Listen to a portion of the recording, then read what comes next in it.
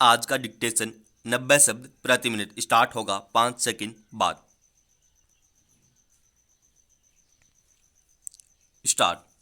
यह दुनिया इसलिए खूबसूरत है कि चारों तरफ दिखने वाले छोटे छोटे निजी हितों और चिंताओं के दायरे में सिमटे लोगों के साथ चलने वाले समाज में अक्सर ऐसा भी कोई उठ खड़ा होता है जो अपनी जिंदगी को समाज और संसार के कल्याण के लिए झोंक देता है। सुंदरलाल बहुगुणा एक उसी प्रकृति के शख्स थे जिन्होंने अमूमन हर बार ठीक वक्त पर दुनिया के भविष्य के लिहाज से असली मसलों की पहचान की और उनके हल के लिए अपनी सीमा में सब कुछ किया। अंदाजा इससे लगाया जा सकता है कि जिस उम्र में किसी बच्चे के पढ़ने लिखने या खेलने कूदने से उसका परिवार और समाज खुश होता है, उस दौर में उन्होंने राजनीति की दुनिया में अपने कदम रख दिए।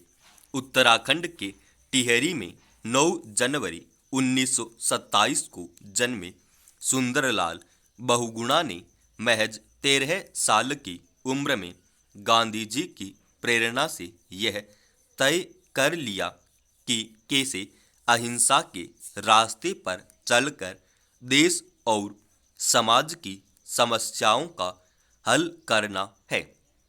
उनकी खास बात यह थी कि उन्होंने मनुष्य और समाज की समस्याओं की असली जड़ों की पहचान की, खास तौर पर समाज के कमजोर तबकों और पर्यावरण के सवाल पर, जहां बहुत सारे लोग पीछे हट जाते हैं। सुंदरलाल बहुगुणा ने इन सवालों को चुनौती की तरह लिया। अपनी राजनीतिक सक्रियता के शुरुआती दौर में ही उन्होंने दलितों से भेदभाव से लेकर शराब की संस्कृति के खिलाफ मोर्चा खोला। बालिकाओं को शिक्षा दिलाने के लिए ठोस दखल दिया।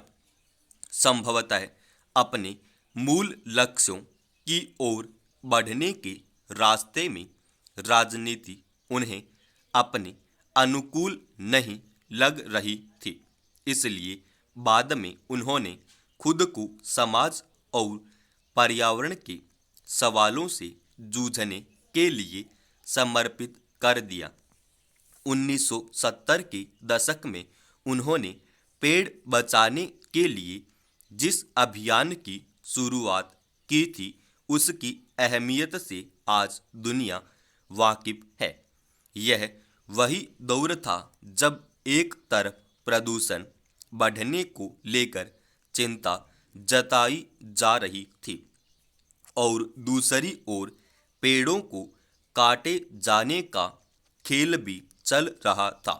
सुंदरलाल बहुगुणा ने इसका तीखा विरोध किया, लेकिन उनके विरोध का जो तरीका था वह आज इतिहास में दर्ज एक सुनहरा अध्याय बन चुका है। पेड़ों को बचाने के लिए शुरू हुए चिपको आंदोलन को उन्होंने जो विस्तार दिया या हिमालय के रक्षक के तौर पर 5000 किलोमीटर की पद यात्रा की, वह पर्यावरण के क्षेत्र में उनके अप्रतिम योगदान का उदाहरण है।